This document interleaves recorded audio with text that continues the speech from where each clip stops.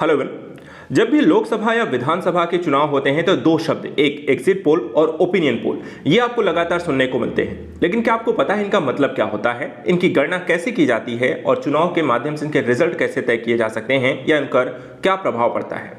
चलिए यहाँ पर आज चर्चा करते हैं इन दोनों के बारे में, इनके बीच मूलभूत अंतर क्या है। सबसे पहले यहाँ पर आइए नजर डालते हैं एग्जिट और ओपिनियन पोल के संदर्भ में यहाँ पर चर्चा क्यों हो रही है। तो जैसा आप सभी यहाँ पर जानते हैं 5 राज्यों में चुनाव हो रहे हैं, जिसमें यहाँ पर हम देखें तो एमपी है, राजस्थान है, इसी तरह आपका छत्तीसगढ़ है, आपका तेलंगाना है और साथ ही साथ यहाँ पर अगर हम देखें तो आपका मिजोरम है। इन 5 राज्यों के यहाँ पर आपको चुनाव हो रहे हैं और इन 5 राज्यों के चुनावों के पश्चात यहाँ पर रिजल्ट जो है 3 दिसंबर को आने हैं। अब यहां पर देखे जाए तो एग्जिट पोल भी आने हैं, ओपिनियन पोल भी आ रहे हैं और इसके माध्यम से अलग राज्यों में क्या चुनाव, क्या स्थिति, किसकी यहां पे सरकार बन रही है, उसकी यहां पर बातें की जा रही हैं। तो चलिए समझते हैं एग्जिट पोल और ओपिनियन पोल। देखिए, जब भी हम बात करते हैं ओपिनियन पोल हमेशा कैसे होते हैं, चुनाव से आपको पहले कराए जाते हैं, अर्थात जब वोट नहीं पड़े होते हैं उससे पहले ओपिनियन पोल लोगों के लिए जाते हैं। ओपिनियन पोल में एक मुद्दा और होता है कि यहाँ पे देखिए सभी लोगों को शामिल किया जाता है, मतलब कि चाहे वो वोटर हो या ना हो, वहां पे ओपिनियन उनका लिया जाता है। वहीं अगर हम बात करते हैं एग्जिट पोल की, तो मतदान के तुरंत बाद किया जाता है और इसमें यहाँ पे जो मूलभूत अंतर है कि सिर्फ केवल जो वोट देते हैं उनको इसमें शामिल कराया जाता है। चलिए अब देखते हैं कि यहाँ पे ओपिनियन पोल और एग्जिट पोल के बारे में थोड़ा सा और डिटेलिंग के अगर हम देखें तो सबसे पहले बात करते हैं हम ओपिनियन पोल की। ओपिनियन पोल जैसा हमने देखा कि चुनाव से पहले कराए जाएंगे, सभी लोगों को शामिल किया जाएगा, वोटर हो या ना हो। इसके अलावा ओपिनियन पोल के जो रिजल्ट होते हैं वो चुनावी दृष्टि के क्षेत्र से प्रमुख मुद्दों पर जनता क्या सोचती है, उनका क्या नजरिया है, वो किस तरीके से सरकार के कार्य को देख रहे हैं, उन सारी चीजों को एक समझने का प्रयास किया जाता है। साथ ही इसके तहत देखा जाए तो क्षेत्रवार यह भी जानने की कोशिश की जाती है कि जनता क्या किसी बात से खुश है, नाराज है, वो किस तरीके से यहाँ पे कार्यों को देखती है। ये सारी चीजें होती हैं वो ओपिनियन पोल के माध्यम से स्पष्ट कर दी जाती हैं, वहां पर इसकी जानकारी हो जाती है।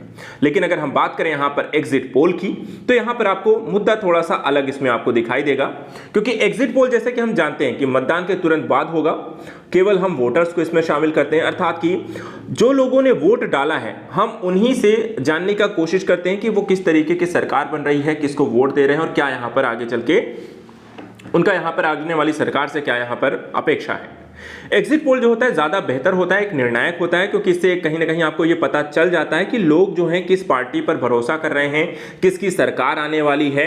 और एग्जिट पोल का देखा जाए जो प्रसारण है मतदान पूरी तरह से खत्म होने के बाद ही यहां पर आपको किया जाता है और एक अंदाजा आपको लग सकता है कि हाँ आने वाली जो सरकार है चुनाव के बाद किसकी बन सकती है।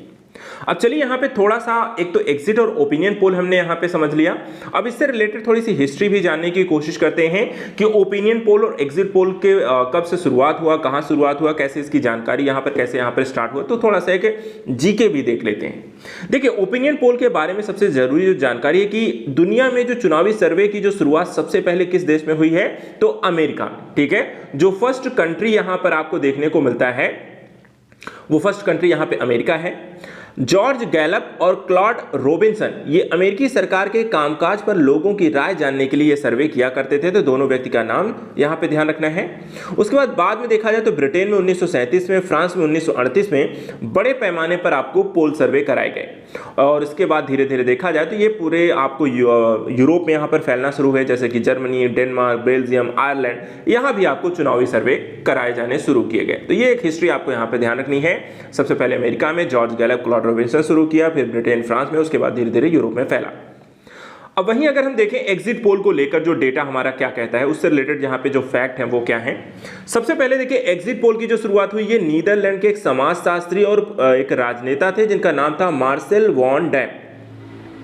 वॉन डैम ने 15 फरवरी 1967 को सबसे पहले यहां पर इसको इस्तेमाल किया और उस समय नीदरलैंड में हुए चुनाव में उनका आकलन देखा जाए तो बिल्कुल यहां पे सटीक रहा कि किसकी सरकार या किस तरीके की चीजें परिवर्तित होने वाली हैं। और भारत में जो एग्जिट पोल की यहां पे शुरुआत हुई वो सबसे पहले किसके द्वारा की गई थी, इसको भी यहां पे ध्यान रखना है। Indian institute of public opinion के प्रमुख थे एरिक डी कोस्टा ने यहां पर इसको शुरुआत किया 1966 में।